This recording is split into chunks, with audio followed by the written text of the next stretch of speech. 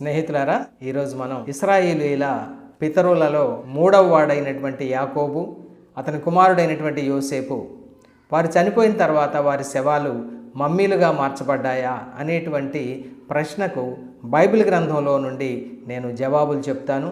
మీరు జాగ్రత్తగా వినండి. ఈ వర్తమానం మొదటి నుండి కూడా చివరి వరకు స్కిప్ చేయకుండా జాగ్రత్తగా ఆలకించాలని నేను మీకు మనవి చేస్తున్నాను. అంతేకాకుండా ఈ వర్తమానం మీకు నచ్చితే దాన్ని లైక్ చేయండి, షేర్ చేయండి, సబ్స్క్రైబ్ చేయండి. ఇశ్రాయేలు పితరుడైనటువంటి యాకోబు తన 130వ సంవత్సరాన తన 70 మంది కుటుంబ సభ్యులతో ఐగుప్తు దేశానికి వస్తాడు. అప్పుడు ఐగుప్తు దేశాన్ని యాకోబు యొక్క 11వ కుమారుడైనటువంటి యాకోబు అత్యధికంగా ప్రేమించినటువంటి యోసేపు ఐగుప్తు దేశపు రాజు అయినటువంటి ఫరో తర్వాత 2వ స్థానంలో ఉండి ఐగుప్తు దేశాన్ని పరిపాలిస్తున్నటువంటి కాలం అది. ఐగుప్తు దేశంలో అదేవిధంగా ప్రపంచంలోని అన్ని దేశాల్లో వచ్చిన కరువును బట్టి యోసేపు తన తండ్రిని తన కుటుంబ సభ్యులందరినీ ఐగుప్తులో వచ్చి ఉండమని ఆహ్వానించిన కారణాన్ని బట్టి యాకోబు తన 130వ ఏట తన కుటుంబ సభ్యులందరితో కూడా ఐగుప్తు దేశానికి వెళ్తాడు. సరే, అక్కడికి వెళ్ళిన తర్వాత ఫరో యాకోబు యొక్క కుటుంబ సభ్యులందరికీ కూడా ఉత్తర ఐగుప్తులోని నైలు నది తూర్పు పరివాహక ప్రాంతంలో ఉన్నటువంటి గోషెను అనేటువంటి మంచి ప్రదేశంలో నివసించడానికి వారికి అనుమతిస్తాడు. అంటే నార్దర్న్ ఈజిప్ట్లో ఉన్నటువంటి ఈస్టర్న్ నైల్ డెల్టా ఆ ప్రాంతంలో ఉన్నటువంటి గోషెను అనేటువంటి ఒక మంచి ప్రదేశం, సారవంతమైనటువంటి ప్రదేశంలో నివసించడానికి వారికి అనుమతిస్తాడు. యాకోబు ఐగుప్తుకు వచ్చినప్పుడు యాకోబుకు 130 సంవత్సరాల వయసు. ఆ సమయంలో యోసేపుకు 39 సంవత్సరాల వయసు. ఐగుప్తు దేశం పరిస్థితి అప్పుడు ఎలా ఉండేదంటే, ప్రపంచ దేశాలకి ఐగుప్తు దేశం తలమానికంగా ఉన్నటువంటి కాలం. విద్యలో, వైద్యంలో, వ్యాపారంలో, భవనాల నిర్మాణంలో ఐగుప్తు దేశం ప్రపంచ దేశాల్లో అగ్రగామిగా ఉన్నటువంటి కాలం అది. ఐగుప్తు ధనం ప్రపంచ ప్రఖ్యాతిగాంచిన ధనముగా ఉన్నటువంటి కాలం అది. అలాంటి కాలంలో యోసేపు ఫరో తర్వాత 2వ స్థానంలో ఐగుప్తు దేశాన్ని పరిపాలించాడు. ఫరోకి అదేవిధంగా ఐగుప్తు ప్రజలందరికీ కూడా యోసేపు అంటే ఎంతో అభిమానం. యోసేపుని ఎంత అభిమానించారో, కనాను దేశం నుండి ఐగుప్తులో నివాసం చేయడానికి వచ్చినటువంటి యోసేపు తండ్రి అయినటువంటి యాకోబుని, అతని కుమారులందరినీ కూడా ఐగుప్తీయులు చాలా ప్రేమించారండి. యాకోబు ఐగుప్తుకు వచ్చిన తర్వాత మరి 17 సంవత్సరాలు జీవించాడు.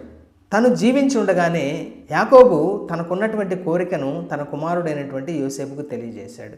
ఏమిటి ఆ కోరిక అంటే, యాకోబు తాను చనిపోయిన తర్వాత ఐగుప్తు దేశంలో పాతిపెట్టబడకుండా యాకోబు తాతగారైనటువంటి అబ్రహాము, నాయనమ్మ అయినటువంటి శారా, యాకోబు తండ్రి అయినటువంటి ఇస్సాకు, తల్లి అయినటువంటి రిబ్కా, అదేవిధంగా యాకోబు భార్య అయినటువంటి లేయా, ఈ 5గురు కూడా కనాను దేశంలోని మమ్రే ఎదుట ఉన్నటువంటి హెబ్రోన్ అనేటువంటి పట్టణంలో ఉన్నటువంటి హిత్తీయుడైనటువంటి ఎఫ్రోను పొలములోని మక్పేలా గుహలో ఈ 5గురు పాతిపెట్టబడ్డారు.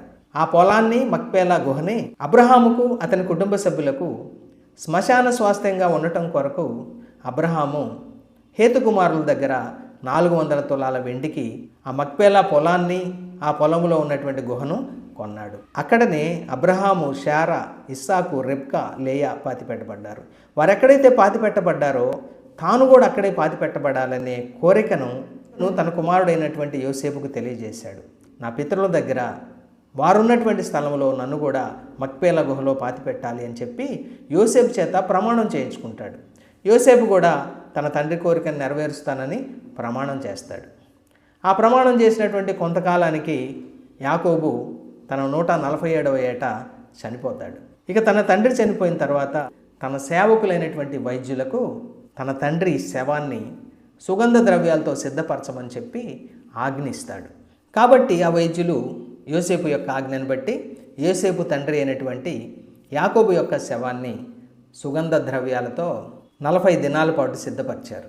మనం ఆదికాండం గ్రంథం 49వ అధ్యాయం 33వ వచనం, 50వ అధ్యాయం మొదటి 2 వచనాలు చూద్దాం. యాకోబు తన కుమారులకు ఆజ్ఞాపించుట చాలించి మంచం మీద తన కాళ్ళు ముడుచుకొని ప్రాణము విడిచి తన స్వజనుల యొద్దకు చేర్చబడెను. యోసేపు తన తండ్రి ముఖం మీద పడి అతని గూర్చి ఏడ్చి అతని ముద్దు పెట్టుకొనెను. తర్వాత యోసేపు సుగంధ ద్రవ్యములతో తన తండ్రి శవమును సిద్ధపరచవలనని తన దాసులైన వైద్యులకు ఆజ్ఞాపించెను. కనుక ఆ వైద్యులు ఇశ్రాయేలును అంటే యాకోబుని సుగంధ ద్రవ్యములతో సిద్ధపరచిరి. సుగంధ ద్రవ్యములతో సిద్ధపరచబడు వారి కొరకు దినములు సంపూర్ణమగునట్లు అతని కొరకు 40 దినములు సంపూర్ణమాయను. యాకోబు చనిపోయిన తర్వాత అతని శవం మమ్మీగా మార్చబడిందా అనేటువంటి సందేహానికి ఇక్కడ మనకు జవాబు దొరుకుతూ ఉంది. జాగ్రత్తగా వినండి. యాకోబు యొక్క శవాన్ని సిద్ధపరచటానికి 40 దినాలు పట్టినాయని చెప్పి ఇక్కడ వ్రాయబడింది. ఐగుప్తు దేశంలో యోసేపు యాకోబులు నివసించినటువంటి కాలం మాత్రమే కాకుండా ఇంకా దానికంటే పూర్వకాలం నుంచి కూడా ఐగుప్తు రాజు కుటుంబ సభ్యులు, ఐగుప్తు దేశాన్ని పరిపాలించినటువంటి ముఖ్యమైన అధికారులు, అదేవిధంగా ఐగుప్తు దేవతల యొక్క ప్రధాన యాజకులు మొదలైనటువంటి వారు చనిపోయినప్పుడు ఐగుప్తీయులు ఏం చేసేవారంటే వారి శవాలను మమ్మీలుగా మార్చేవారు. మమ్మీలుగా మార్చబడినటువంటి శవాలని ఒక చెక్కతో చేసినటువంటి శవపేటికలు, అదే ఫరోలు అయితే బంగారంతో చేసినటువంటి పేటికల్లో భద్రపరిచి పెద్ద పెద్ద సమాధుల్లో వారి యొక్క శవపేటికలను ఉంచేవారు. మనం చూస్తే ఐగుప్తు దేశంలో అనేకమైనటువంటి పిరమిడ్స్ కనబడతాయి. పిరమిడ్స్ అంటే అవి కూడా ఐగుప్తు ఫారోలు ఉంచబడినటువంటి సమాధులేసుమా. ఐగుప్తు దేశంలో నైల్ నదికి పశ్చిమాన ఉన్నటువంటి కైరో అనేటువంటి పట్టణానికి సమీపంలో ఉన్నటువంటి 3 పిరమిడ్స్ ఆఫ్ గీజా అని చెప్పి గీజాలోని 3 పిరమిడ్స్ కూడా ప్రపంచ ప్రఖ్యాతిగాంచినటువంటి పురాతన కట్టడాలు. ఆ పిరమిడ్స్ కూడా ఫరోల యొక్క సమాధులే, వారి యొక్క రాణుల యొక్క సమాధులే. వారి యొక్క మమ్మీలుగా మార్చబడినటువంటి శవాలు శవపేటికల్లో ఉంచబడి అక్కడ సర్కాఫగస్ అనేటువంటి రాతి సమాధుల్లో ఉంచబడ్డాయి. ఐగుప్తు ఫరోల యొక్క, వారి కుటుంబ సభ్యుల యొక్క, అదేవిధంగా ఐగుప్తును పరిపాలించిన ముఖ్యమైన అధికారుల యొక్క, వారి దేవతల యాజకుల యొక్క శవాలు మమ్మీలుగా మార్చబడ్డాయి అనటానికి రుజువులు ఏంటంటే ఐగుప్తు దేశంలో అనేక వందల సంవత్సరాలుగా జరపబడుతున్నటువంటి పురావస్తు తవ్వకాల్లో లభ్యమైనటువంటి మమ్మీలే ఒక గొప్ప రుజువుగా కనబడుతున్నాయి. పురావస్తు తవ్వకాల్లో బయటపడినటువంటి 2 చరిత్రలో పేరుగాంచినటువంటి ఫరోల యొక్క మమ్మీలు తవ్వకాల్లో బయటపడటం జరిగింది. వాటిల్లో మొదటగా ముఖ్యమైనది టుటంఖామన్ అనేటువంటి ఫరో యొక్క మమ్మీ. ఇతడు 18th డైనస్టీకి చెందినటువంటి 13వ ఫరో. ఇతడు ఐగుప్తు దేశాన్ని క్రీస్తు పూర్వం 1333 సంవత్సరం నుండి 1323 సంవత్సరం వరకు ఐగుప్తు దేశాన్ని ఫరోగా పరిపాలించాడు. ఇక ఆ తర్వాత దొరికినటువంటి మమ్మీల్లో ముఖ్యమైనటువంటి మమ్మీ ఎవరిదంటే ఐగుప్తు రాజు అయినటువంటి 19వ డైనస్టీకి చెందినటువంటి 2వ ఫరో. అతడే ఫరో రామ్సెస్ II. ఇతడు ఐగుప్తు దేశాన్ని క్రీస్తు పూర్వం 1279 సంవత్సరం నుండి 1213 సంవత్సరం వరకు పరిపాలించినటువంటి ఫరో. అంటే 1279 BC నుండి 1213 BC వరకు ఐగుప్తు దేశాన్ని పరిపాలించినటువంటి ఫరో ఈ రామ్సెస్ II అనేటువంటి ఫరో. వీళ్ళిద్దరు మమ్మీలు కూడా ఆయా ప్రదేశాల్లో ఉన్నటువంటి మ్యూజియంస్లో భద్రపరచబడి ఉన్నాయి. ఇంకా అనేక మంది ఫరోలు, వారి కుటుంబ సభ్యులు, ముఖ్య అధికారులు, దేవతల యాజకుల యొక్క మమ్మీలు ప్రపంచంలోని అనేక దేశాల్లో ఉన్నటువంటి ఆయా మ్యూజియాల్లో భద్రపరచబడి ఉన్నాయి. అంటే ముఖ్యులైనటువంటి వ్యక్తులను వారు చనిపోయిన తర్వాత వారి శవాలను మమ్మీలుగా మార్చడం అనేది ఐగుప్తులో ఉన్నటువంటి వారి మతాచారం. అంత మాత్రమే కాదు, వారి యొక్క సంప్రదాయం. ఎందుకు వారు చనిపోయిన వారిని మమ్మీలుగా మారుస్తారు అంటే ఐగుప్తీయులకు మరణాంతర జీవితం మీద ఉన్నటువంటి ఒక నమ్మకం, వారి యొక్క మత విశ్వాసం. అంటే ఒక వ్యక్తి యొక్క సోల్ మరణాంతరం కూడా జీవించి ఉండాలంటే అతడు ప్రస్తుతం జీవిస్తున్నటువంటి ఈ దేహం మరణించిన తర్వాత కూడా వారికి అవసరం అని చెప్పి ఈ దేహం చెడిపోకుండా దాన్ని మమ్మీగా మార్చి సమాధుల్లో ఉంచుతారు. వారితో పాటు అనేక ఆహార పదార్థాలు, వెండి బంగారాలు, డబ్బు, వస్త్రాలు, వస్తువులు వారి యొక్క సమాధుల్లో ఉంచుతారు. ఎందుకంటే ఇవన్నీ కూడా ఆ వ్యక్తికి మరణాంతర జీవితంలో పనికి వస్తాయని చెప్పి, ప్రయోజనకరంగా ఉంటాయని చెప్పి ఇవన్నీ కూడా ఆ శవంతో పాటు ఉంచుతుంటారు. ఇది వారి యొక్క మత విశ్వాసం. అయితే ఒక వ్యక్తి యొక్క శవాన్ని మమ్మీగా మార్చాలంటే ఎలా మారుస్తారు, ఏమిటి దాని విధానం? మనం పురాతన చరిత్రలోకి వెళ్ళినట్లయితే ఇక్కడ బైబిల్ గ్రంథంలో వ్రాయబడినటువంటి ఇక్కడ యాకోబు యొక్క శవం 40 దినాలు సుగంధ ద్రవ్యాలతో సిద్ధపరచబడినటువంటి విధానం మనం గమనించినప్పుడు ఇది ఖచ్చితంగా ఒక వ్యక్తి యొక్క శవం మమ్మీగా మార్చడానికి పట్టేటువంటి కాలము అని మనం చెప్పవచ్చు. 40 దినాలు. నేను క్లుప్తంగా ఒక వ్యక్తి యొక్క శవం మమ్మీగా ఎలా మార్చబడుద్దో మీకు తెలియజేస్తాను, జాగ్రత్తగా వినండి. మొదటగా చనిపోయిన వ్యక్తి యొక్క శవాన్ని పరిశుభ్రమైనటువంటి నీటితో కడుగుతారు. కడిగిన తర్వాత వారు ఏం చేస్తారంటే శరీరంలో ఉన్నటువంటి అంతర్ అవయవాలన్నీ కూడా, అంటే ఉదాహరణకి గుండె, ఊపిరితిత్తులు, కాలేయం, జీర్ణాశయం, ఇంటెస్టైన్స్, కిడ్నీస్ మొదలైనటువంటి అవయవాలన్నీ కూడా శరీరంలోంచి బయటకు తీస్తారు. తర్వాత ఒక హుక్కు ముక్కులో నుంచి ఆ వ్యక్తి కపాలంలో పెట్టి ఆ కపాలంలో ఉన్నటువంటి మెదడుని ఛిద్రం చేసి ఆ వ్యక్తి ముక్కులో నుంచి దాన్ని డ్రైన్ చేసేస్తారు, బయటకు తీసేస్తారు. అప్పుడు కపాలం ఖాళీ అయిపోద్ది కదా. ఆ కపాలాన్ని వారు ఏం చేసేవారంటే రెజిన్ అనేటువంటి ఒక జిగురు పదార్థంతో ఆ కపాలాన్ని మళ్ళా నింపివేసేవారు. అంటే ఆ కపాలం షేప్ కోల్పోకుండా. ఎప్పుడైతే ఈ శరీరంలో అంతరవయవాలన్నీ బయటకు తీస్తారో శరీరంలో ఉన్నటువంటి రక్తాన్ని, అదేవిధంగా ద్రవ పదార్థాలు వస్తే వాటన్నిటిని కూడా డ్రైన్ చేసేస్తారు, అంటే బయటకు తీసేస్తారు. తీసేసిన తర్వాత ఈ శరీరాన్ని బయటకు తీసినటువంటి అవయవాలన్నింటినీ కూడా నేట్రాన్ సాల్ట్ అనబడినటువంటి ఒక ఉప్పు మిశ్రమంతో ఈ శరీరాన్ని బయటకు తీసినటువంటి అవయవాలన్నింటినీ కూడా మొత్తాన్ని పూర్తిగా కప్పివేస్తారు. శరీరాన్ని, అవయవాల్ని కప్పివేసినప్పుడు ఈ నేట్రాన్ సాల్ట్ ఏం చేస్తుందంటే శరీరంలో ఉన్నటువంటి ద్రవాలన్నింటినీ కూడా, అంటే ఫ్లూయిడ్స్ అన్నింటినీ కూడా పీల్చివేసి ఈ శరీరం పూర్తిగా ఎండిపోయేటట్లు చేస్తుంది అనమాట. ఇక 40 దినాల తర్వాత ఆ శవాన్ని బయటకు తీసినటువంటి శరీర అంతర్భాగాల్ని ఆ నేట్రల్ సాల్ట్ మిశ్రమంలో నుంచి బయటకు తీస్తే అప్పుడు ఆ శరీరం పూర్తిగా ఎండిపోయి ఉంటుంది. ఎటువంటి ఫ్లూయిడ్స్ లేకుండా పూర్తిగా ఎండిపోయినటువంటి ఆ శరీరాన్ని మళ్ళా ఈ వైద్యులు ఏం చేస్తారంటే మరొకసారి పరిశుభ్రమైనటువంటి మంచినీటితో కడుగుతారు. కడిగిన తర్వాత ఆ శవాన్ని పూర్తిగా తుడిచి ఆ శరీరానికి అనేకమైనటువంటి సుగంధ ద్రవ్యాల లేపనాలు పూస్తారు. సుగంధ పరిమళాలు కలిగినటువంటి నూనెలతో ఆ శరీరాన్ని లేపనం చేస్తారు. అంటే ఈ సుగంధ ద్రవ్యాలు, ఈ నూనెలు ఆ శరీరం పాడైపోకుండా వందల వేల సంవత్సరాలు కాపాడేటువంటి గుణం కలిగినటువంటి సుగంధ ద్రవ్యాలు అవి. ఆ విధంగా సుగంధ ద్రవ్యాలు పూర్తిగా శరీరం అంతా ఆ లేపనాలు పూసిన తర్వాత తెల్లటి సన్ననార వస్త్రంతో ఆ శరీరాన్ని అంతటిని కూడా ప్రతి అవయవాన్ని చుట్టేస్తారు. చుట్టిన తర్వాత మరొకసారి తెల్లని నార వస్త్రంతో శరీరం అంతా కూడా మరి బ్యాండేజీల్లాగా చుట్టేసి అవి కదలకుండా గట్టిగా కట్టేసి పెట్టేస్తారు. ఆ విధంగా వందల కొలది గజాల, అంటే హండ్రెడ్స్ ఆఫ్ యార్డ్స్ నార వస్త్రాలని ఆ యొక్క శవం చుట్టూ పొరలుగా చుట్టి గట్టిగా కట్టివేస్తారు. అప్పుడు ఆ విధంగా సిద్ధపరచబడినటువంటి శవాన్ని మమ్మీ అంటారు. ఆ మమ్మీని ఆ తరువాత ఆ శవం కొరకు సిద్ధపరచబడినటువంటి పేటికలో పెట్టి ఆ పేటికను మరొక మూతతో కప్పి గట్టిగా కట్టివేస్తారు. ఇక మమ్మీగా మార్చబడినటువంటి ఆ శవం వందల వేల సంవత్సరాలు కూడా చెక్కు చెదరకుండా ఉంటుంది. అనేక సార్లు ఈ ముఖం ఉండేటువంటి స్థానంలో వారు ఏం చేస్తారంటే ఆ చనిపోయిన వ్యక్తి యొక్క ముఖరూపాన్ని చిత్రకారుల ద్వారా, అంటే ఆర్టిస్టుల ద్వారా అతని ముఖరూపాన్ని ఆ శవపేటిక మీద చిత్రీకరింపజేస్తారు. ఆ విధంగా ఆ యొక్క మమ్మీతో కూడినటువంటి శవపేటికను తీసుకెళ్ళి సమాధుల్లో పెట్టి శరీరంలోంచి తీయబడినటువంటి అంతరవయవాలను కూడా కెనోపిక్ జార్స్ అనబడిన వాటిల్లో వేసి వాటిని కూడా ఆ సమాధిలో ఈ మమ్మీ ప్రక్కన ఉంచుతారు. ఆ తర్వాత ఆ సమాధిని సీల్ చేసేస్తారు. ఆ విధంగా ఆ మమ్మీలు వందల వేల సంవత్సరాలు అలా ఉండిపోతూ ఉంటాయి. అవే మనకి పురావస్తు తవ్వకాల్లో దొరుకుతూ ఉన్నాయి. అయితే ఇక్కడ యాకోబు యొక్క శవాన్ని కూడా 40 దినాల పాటు సిద్ధపరిచారు. అంటే మమ్మీని సిద్ధపరచడానికి ఏదైతే ప్రాసెస్ మీతో పంచుకున్నానో ఆ ప్రాసెస్లోనే యాకోబు యొక్క శవం కూడా సిద్ధపరచబడింది అని మనం తెలుసుకోవచ్చు. అంటే యాకోబు యొక్క శవం కూడా మమ్మీగా మార్చబడింది అని ఆదికాండ గ్రంథం 50వ అధ్యాయం 2వ వచనాన్ని ఆధారం చేసుకొని మనం చెప్పవచ్చు. ముఖ్యంగా ఇక్కడ మనం ఆధారం చేసుకుంటుంది ఏంటంటే యాకోబు శవాన్ని సిద్ధపరచడానికి పట్టినటువంటి 40 దినాలు.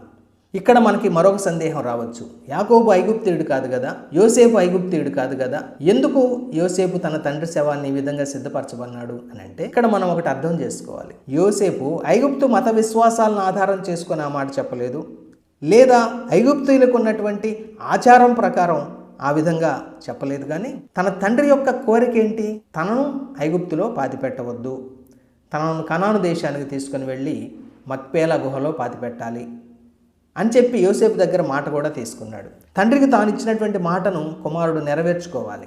కాబట్టి ఖచ్చితంగా యాకోబు యొక్క శవాన్ని మక్పేలా గుహలో పాతిపెట్టాలి. ఇప్పుడు మనం మరొక ముఖ్యమైన సంగతి ఆలోచన చేయాలి. ఐగుప్తు దేశంలోని తూర్పు నైలు నది డెల్టా ప్రాంతంలో ఉన్నటువంటి గోషెను నుండి కనాను దేశంలోని మమ్రే ఎదుట ఉన్నటువంటి హెబ్రోనుకు 670 కిలోమీటర్ల దూరం. అంటే ఒక వ్యక్తి కాలినడకన రోజుకు 30 కిలోమీటర్లు నడుచుకుంటూ వెళ్తే 22 రోజులు పట్టుద్ది. కానీ యాకోబు యొక్క శవాన్ని తీసుకొని ఒక శవయాత్రగా వెళ్ళాలంటే ఒక వ్యక్తి నడిచినంత వేగంతో నడవలేరు కదా, ఖచ్చితంగా అంతకంటే ఎక్కువ రోజులు పడతాయి. ఇది మాత్రమే కాదు, గోషెన్ నుండి హెబ్రోన్కు వెళ్ళే ఈ మార్గంలో ఎక్కువ భాగం ఎడారి ప్రయాణం. ఎడారిలో ప్రయాణం మనం అనుకున్నట్టుగా సాగదు. మనం ఊహించినటువంటి అవాంతరాలు ఎదురవుతూ ఉంటాయి, ప్రయాణం ఆలస్యం అవుతూ ఉంటుంది. అంటే వీటన్నిటిని బట్టి కూడా మనం ఆలోచన చేస్తే గోషెన్ నుండి యాకోబు యొక్క శవాన్ని హెబ్రోనుకు తీసుకుని వెళ్ళటానికి సుమారుగా 35 నుండి 40 రోజుల కాలం పడుతుంది అని మనం అంచనా వేయచ్చు. ఒక వ్యక్తి చనిపోయిన తర్వాత అతని యొక్క శవం ఎన్ని రోజులు చెడిపోకుండా ఉంటుందండి? ఈ రోజుల్లో మనకున్నట్టు వారికి ఫ్రీజర్ బాక్సులు లేవు. కాబట్టి ఒక వ్యక్తి యొక్క శవం అలానే బయట ఉంచితే ఖచ్చితంగా 2-3 రోజుల్లో చెడిపోద్ది. అందుకని చెప్పి యోసేపు తన తండ్రి యొక్క శవాన్ని సుగంధ ద్రవ్యాలతో సిద్ధపరచమని చెప్పాడు. భూస్థాపన చేయక ముందే యాకోబు యొక్క శవం చెడిపోకుండా ఉండటం కొరకు మాత్రమే మమ్మీగా మార్చమని యోసేపు ఆజ్ఞాపించాడు. ఆ విధంగా యాకోబు యొక్క శవం మమ్మీగా మార్చబడిన తర్వాత ఫరో దగ్గర అనుమతి తీసుకొని యోసేపు తన తండ్రి శవాన్ని ఒక ఊరేగింపుగా కనానుకు తీసుకొని వెళ్తూ ఉన్నాడు. ఒక దేశం అధికారులందరూ కూడా తరలి వచ్చారు. అంత మాత్రమే కాదు, రథాలు, గుర్రపు రౌతులు. కారణం ఏంటంటే ఐగుప్తు దేశానికి ఫరో తర్వాత 2వ అధికారిగా ఉన్నటువంటి యోసేపు అక్కడున్నాడు. అంత మాత్రమే కాదు, ఫరో ఇంటి పెద్దలు, అంటే ఆ దేశాన్ని పరిపాలిస్తున్నటువంటి ముఖ్యమైనటువంటి అధికారులు ఉన్నారు. ఫరో యొక్క సేవకులందరూ ఉన్నారు. యోసేపు ఇంటివారు ఉన్నారు, యాకోబు ఇంటివారు ఉన్నారు. కాబట్టి ఇలాంటి ముఖ్యమైనటువంటి వారు ఉన్నారు. కాబట్టి ఆ దేశ సైన్యం కూడా వారి వెంట బయలుదేరి వచ్చినట్లు మనం చూస్తాం. ఒక అద్భుతమైనటువంటి గంభీరమైనటువంటి దృశ్యాన్ని ఇక్కడ మనం చూస్తున్నాం. దేవుడు అంతగా తన దాసుడైనటువంటి యాకోబుని అతని యొక్క భూస్థాపన కార్యక్రమంలో కూడా దేవుడు యాకోబుని ఘనపరిచినట్లుగా మనం చూస్తున్నాం. ఇక ఆ తర్వాత ఆ శవయాత్ర ముందుకు సాగింది. హెబ్రోనుకు వెళ్ళారు. యాకోబు యొక్క పితరులు ఎక్కడ సమాధి చేయబడ్డారో అదే మక్పేలా గుహలో యాకోబు యొక్క శవాన్ని కూడా సమాధి చేశారు. ఇప్పుడు మన సందేహంలో 2వ భాగమైనటువంటి అంశానికి వద్దాం. యోసేపు యొక్క శవం మమ్మీగా మార్చబడిందా అనేటువంటి సందేహానికి జవాబు చూద్దాం. ఆదికాండం గ్రంథం 50వ అధ్యాయం 22వ వచనం నుండి కొన్ని వచనాలు చదువుతున్నాను, జాగ్రత్తగా వినండి. యోసేపు తన సహోదరులను చూచి, నేను చనిపోవచ్చున్నాను, దేవుడు నిశ్చయముగా మిమ్మల్ని చూడవచ్చి తాను అబ్రహాము, ఇస్సాకు, యాకోబులతో ప్రమాణము చేసి ఇచ్చిన దేశమునకు మిమ్మును తీసుకొని పోవునని చెప్పాను. ఇక్కడ చూడండి, యోసేపు తన కుటుంబ సభ్యులతో మాట్లాడుతూ తన పితరులైనటువంటి అబ్రహాము, ఇస్సాకు, యాకోబులకు దేవుడు చేసినటువంటి వాగ్దానాన్ని గురించి ప్రస్తావిస్తూ ఉన్నాడు. దేవుడు ప్రమాణపూర్వకంగా కనాను దేశాన్ని నిత్య స్వాస్థ్యంగా అబ్రహాముకు వాగ్దానం చేశాడు. అబ్రహాము తర్వాత ఇస్సాకుకు వాగ్దానం చేశాడు. ఇస్సాకు తర్వాత యాకోబుకు వాగ్దానం చేశాడు. కనాను దేశాన్ని యాకోబుకి అనగా ఇశ్రాయేలుకు, అతని సంతానమైనటువంటి ఇశ్రాయేలు ప్రజలకు ఆ కనాను దేశాన్ని నిత్య స్వాస్థ్యంగా వాగ్దానపూర్వకంగా దేవుడిచ్చాడు. కాబట్టి తానిక్కడ ఫరో తర్వాత 2వ అధికారిగా ఉన్నప్పటికీ కూడా తాను చనిపోయిన తర్వాత తన శవాన్ని కూడా కనాను దేశానికి తీసుకుని వెళ్ళి అక్కడే తనను కూడా పాతిపెట్టాలని యోసేపు ఇశ్రాయేలు కుమారులను కోరుతా ఉన్నాడు. చూడండి, దేవుని యొక్క వాగ్దాన నెరవేర్పు విషయంలో యోసేపు కూడా ఎంత విశ్వాసం కలిగి ఉన్నాడో. దేవుడు అబ్రహాముకు వాగ్దానం చేశాడు. ఏమని వాగ్దానం చేశాడు? ఆదికాండం గ్రంథం 17వ అధ్యాయం 8వ వచనంలో దేవుడు అబ్రహాముకు ఒక వాగ్దానం చేశాడు. ఏంటి ఆ వాగ్దానం అంటే, నీకును, అంటే దేవుడు అబ్రహాముకు చెప్తా ఉన్నాడు, నీకును నీ తరువాత నీ సంతతికిని నీవు పరదేశివై ఉన్న దేశమును అనగా కనాను దేశం అంతటిని నిత్య స్వాస్థ్యముగా ఇచ్చి వారికి దేవుడనై ఉందునని అతనితో చెప్పాను. చూడండి, దేవుడు అబ్రహాంతో చెప్పాడు, కనాను దేశాన్ని అతని సంతానానికి నిత్యమైనటువంటి స్వాస్థ్యంగా ఇవ్వడం మాత్రమే కాదు, వారికి నేను దేవుడిగా ఉంటానని చెప్పాడు. ఆ తర్వాత మరొక అబ్రహాముకు చేయబడినటువంటి వాగ్దానాన్ని కూడా మనం గమనిద్దాం. ఇది ఒక ప్రవచనం, అదేవిధంగా వాగ్దానం. ఆదికాండం గ్రంథం 15వ అధ్యాయం 13 నుండి 16 వచనాలు. ఇక్కడ కూడా దేవుడైనటువంటి యెహోవా అబ్రహాముతో మాట్లాడుతున్నాడు. నీ సంతతి వారు తమది కాని పరదేశమందు నివసించి ఆ దేశపు వారికి దాసులుగా ఉందురు.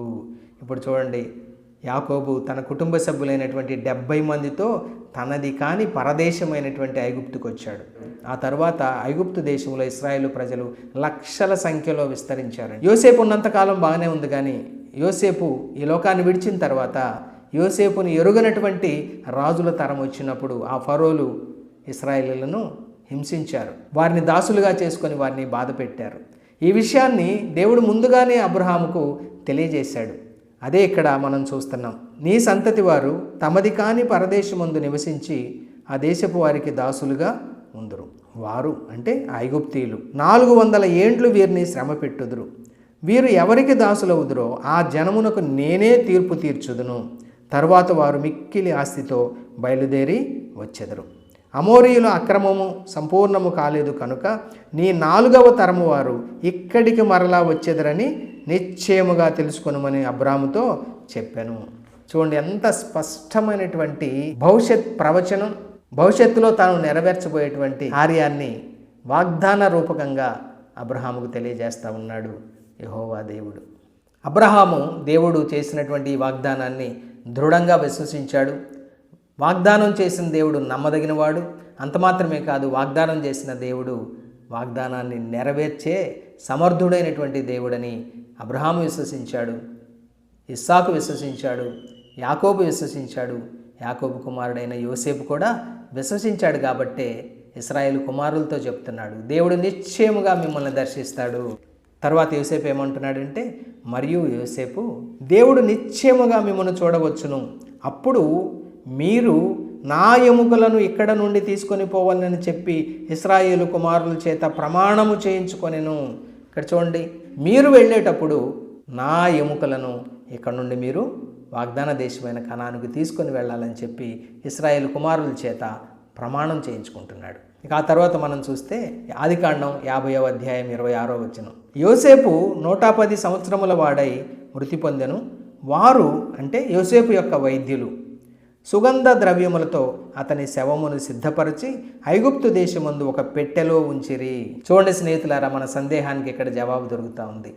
యోసేపు యొక్క శవం మమ్మీగా మార్చబడిందా అంటానికి అవును, యోసేపు యొక్క శవం కూడా యాకోబు యొక్క శవం లాగానే మమ్మీగా మార్చబడింది అని ఇక్కడ మనకు రుజువు కనబడతా ఉంది.